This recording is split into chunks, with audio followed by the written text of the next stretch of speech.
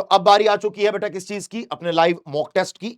अगर मैं आपसे लाइव मॉक टेस्ट की बात करूं तो इस लाइव मॉक टेस्ट में आपके पास टोटल 20 क्वेश्चंस होंगे। इस 20 क्वेश्चन में आपका एक क्वेश्चन 2 नंबर का होगा, नेगेटिव मार्किंग होगी 0.5 मार्क्स की। 40 नंबर का पेपर है, ठीक है भैया, और 0.5 मार्क्स नेगेटिव मार्किंग है। मुझे आप कमेंट बॉक्स में कमेंट करके बताना कि आपने एंड में 40 में से आपके कितने नंबर आए। आप मुझे एंड में कमेंट बॉक्स में कमेंट करके बताना कि 40 में से आपके एंड में कितने नंबर आए। मैं बस ये देखना चाहता हूं कि आपके कितने नंबर आते हैं। और आपका जो आने वाला जीडी का एग्जाम है उसी के लेवल को देख के ये मॉक टेस्ट बनाए जा रहे हैं। ठीक है भाई साहब, चालू करें, चलो स्टार्ट करेंगे। और ये होगा हमारी क्लास के मॉक टेस्ट का पहला क्वेश्चन। लोकसभा के पहले डिप्यूटी स्पीकर का नाम बताओ। लोकसभा के पहले डिप्यूटी स्पीकर का नाम बताओ। सर, लोकसभा के पहले स्पीकर का नाम है मिस्टर जीवी मावलांकर। ये लोकसभा के पहले स्पीकर हैं। और एम ए अय्यनगर ये लोकसभा के पहले डिप्यूटी स्पीकर है। तो राइट आंसर इज 3 या फिर राइट आंसर इज सी। जिन बच्चों ने आंसर सी लगाया उनके 2 नंबर हो गए, जिन बच्चों ने क्वेश्चन छोड़ दिया उनके 0, और जिन्होंने सी के अलावा कुछ और लगाया तो आपके 0.5 नेगेटिव मार्किंग ऑलरेडी हो चुकी है। आगे आइए, नेक्स्ट अगला क्वेश्चन। भारतीय संविधान में टोटल कितने रिट हैं? रिट जारी करने का अधिकार सुप्रीम कोर्ट के पास आर्टिकल 32 में है और हाई कोर्ट के पास आर्टिकल 226 में है। अब ये मुझसे पूछ रहा है कि टोटल रिट कितने हैं। मुझे लगता है कि इसमें तो आप सबके 2 नंबर बनने ही चाहिए। Right answer is 5। Right answer is ए 5। अगला आइए, जैसे हेबियस कॉर्पस, बंदी प्रत्यक्षीकरण, परमादेश, प्रतिषेध, उत्प्रेक्षण और अधिकार पुच्छा, ये आपके 5 रिट्स हैं।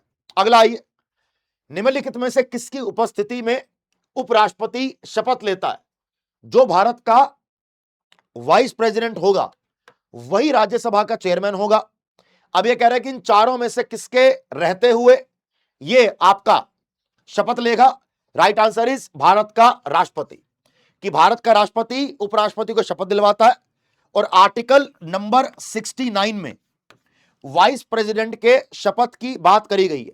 आर्टिकल 69 में वाइस प्रेसिडेंट के शपथ की बात करी गई है। अगला आइए, भारतीय नागरिकता, इन चारों में से भारतीय नागरिकता किसके द्वारा प्रदान करी जाती है?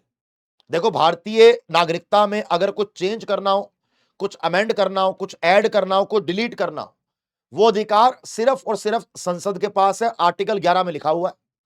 यह कह रहा है कि नागरिकता प्रदान करने का काम किसको दिया गया है? होम मिनिस्ट्री को, गृह मंत्रालय को। राइट आंसर इज सी, गृह मंत्रालय। When did India become fully sovereign, democratic and republic? Bharat पूर्ण रूप से संप्रभु लोकतांत्रिक गणराज्य कब बन गया? जिस दिन भारत के संविधान को लागू किया गया। जिस दिन भारत के संविधान को लागू किया गया, जिस दिन आप रिपब्लिक डे, गणतंत्र दिवस मनाते हैं, उस दिन यह काम किया गया। Right answer is C. अभी क्या है? अभी India sovereign, socialist, secular, democratic and republic है, SSSDR। आगे आइए, अगला, किस संस्था ने रेस टू नेट जीरो नाम की एक रिपोर्ट जारी करी है? रेस टू नेट जीरो नाम की एक रिपोर्ट जारी करी गई है। इन चारों में से किसके द्वारा करी गई है बेटा? ए होगा, बी होगा, सी होगा, डी होगा। Right answer is C, UN ESCAP के द्वारा। यूएन एस्कैप के द्वारा, United Nations economic and social commission for Asia and Pacific के द्वारा एक रिपोर्ट निकाली गई, race to net zero. Race to net zero क्या बोल रहा है? ये कह रहा है कि ऐसा भैया, जो रेस टू नेट जीरो ये आपकी रिपोर्ट निकाली गई है, इसमें यह बताया जा रहा है 6 to 10 most affected nation in the region. It highlights that 85% of the region energy reliance on fossil fuel, requiring a total phase out of coal by 2050 to meet 1.5 degree गोल। 2050 तक 1.5 डिग्री सेल्सियस कम करने का जो गोल है, उसमें पूरे तरीके से कोयले के यूज को खत्म करना पड़ेगा, यह बताया गया इसमें।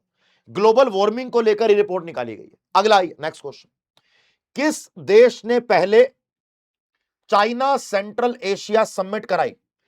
दुनिया की पहली China Central Asia summit in चारों में से कहां करवाई गई है? सर ये चाइना में करवाई गई। Right answer is A, China.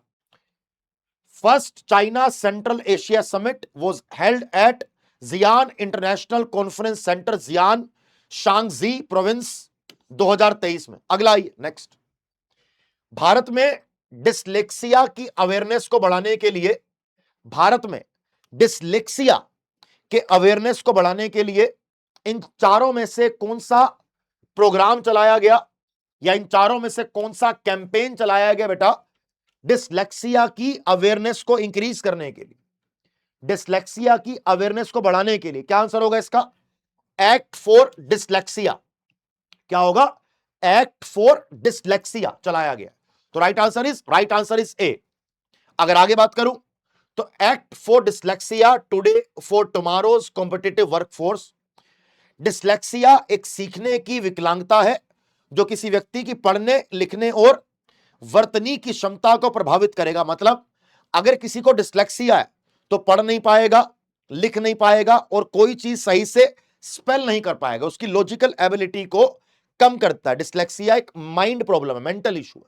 अगला आइए नेक्स्ट, डालडा 13 इन चारों में से किस महिला को प्यार से डालडा 13 या डालडा 13 कहा जाता था? इन चारों में से कौन सी महिला को डालडा 13 या डालडा 13 कहा गया? राइट आंसर इज हुमाई व्यारावाला को। किसको?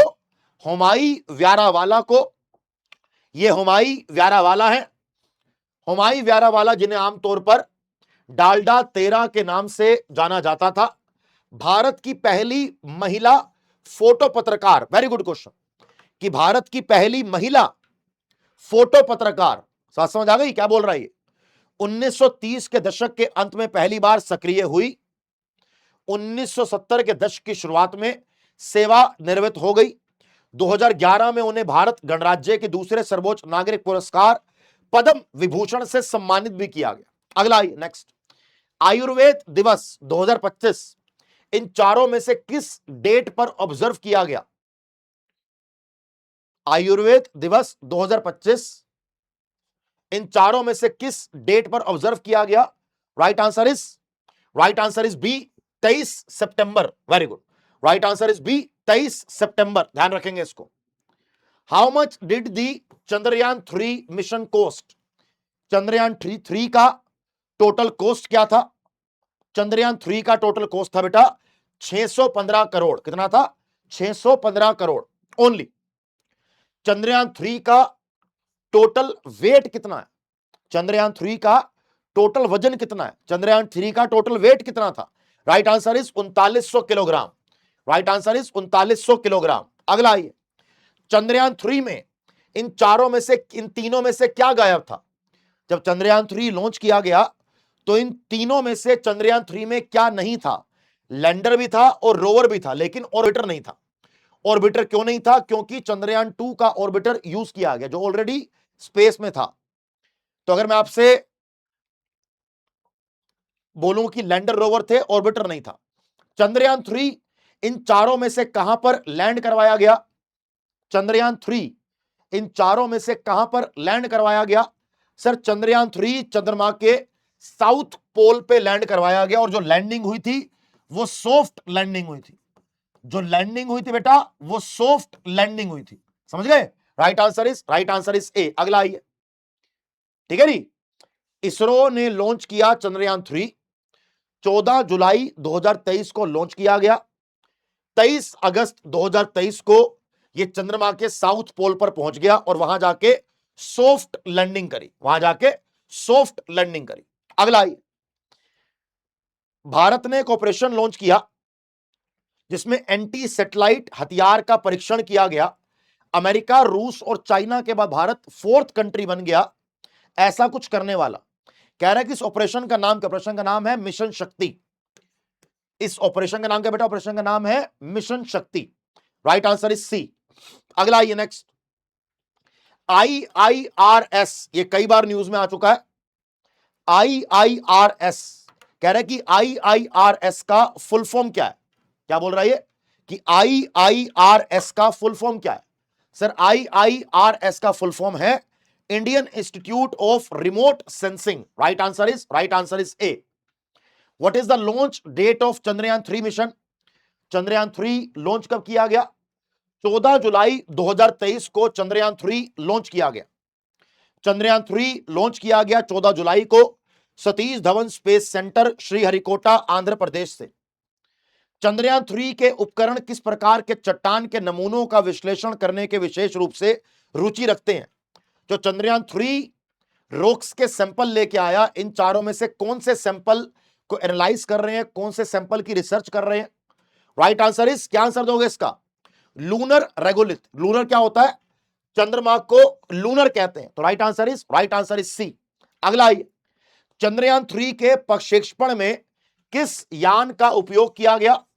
चंद्रयान 3 के लॉन्चिंग में इनमें से कौन से लॉन्चिंग व्हीकल का यूज किया गया?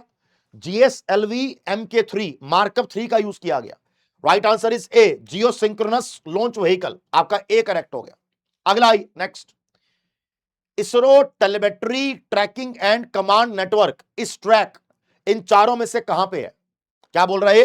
कह रहा है कि इस track ISRO telemetry tracking and command network, इन चारों में से हेडक्वार्टर कहां पे है? जहां पर इसरो का हेडक्वार्टर है वहीं पे इस ट्रैक का हेडक्वार्टर है. Right answer is D, Bengaluru. Right answer is D, Bengaluru. इसी के साथ साथ हमारा एक और मॉक टेस्ट कवर हो जाता है. यह आपका सेकंड मॉक टेस्ट है. एक हम ऑलरेडी पहले कर चुके हैं, उसको आप जाके पूरा कर लीजिएगा और मुझे कमेंट बॉक्स में कमेंट करके बताना है कि आपके कितने नंबर बने टोटल.